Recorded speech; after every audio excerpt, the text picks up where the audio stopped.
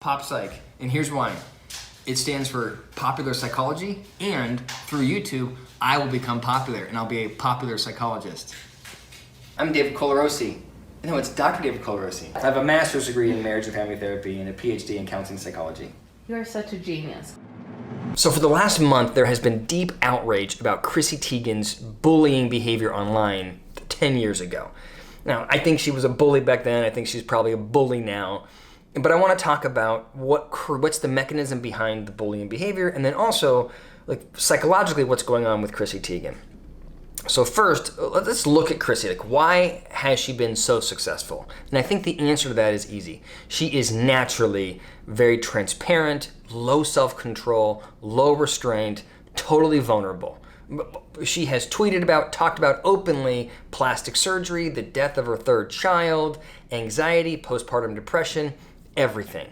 And she was as candid and raw in her attacks of other people. When she saw behaviors in others that she didn't like, she was absolutely ruthless in going after them.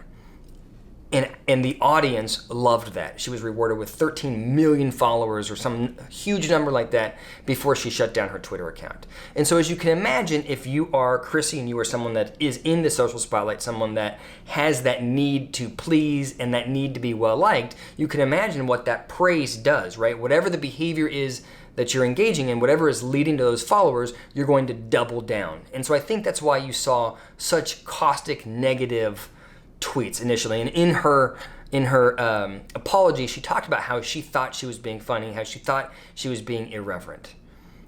I buy that 50%. The other part of it I think is not quite right, which is she was making posts, direct messages to people that weren't for public consumption.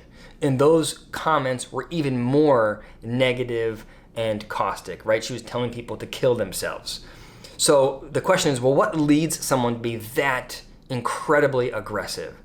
And I think it goes to this sort of standard bullying behavior. You've probably heard before that people that are hurting hurt others. Hurt people hurt people. The mechanism is pretty simple. If I can attack you, if I can diminish you, if I can make you feel like shit, I can then, through downward social comparison, make myself feel better. And I think what we're finding is this is not someone who had a strong sense of self, especially when she was making these super negative tweets. So one of the things that she talked about in her apology letter that I thought was interesting was she mentioned therapy over and over and over again, like she had been to therapy and gotten better, and more therapy and more therapy and more therapy. And as a consequence of that, it was sort of a cure-all, and she was no longer in the place that she was at 10 years ago when she made those super negative tweets. So as a psychologist, I think the fact that she's talking about therapy and the curative effects it can have, I think it's great, and I'm happy she's promoting it. The other part of me goes, bullshit.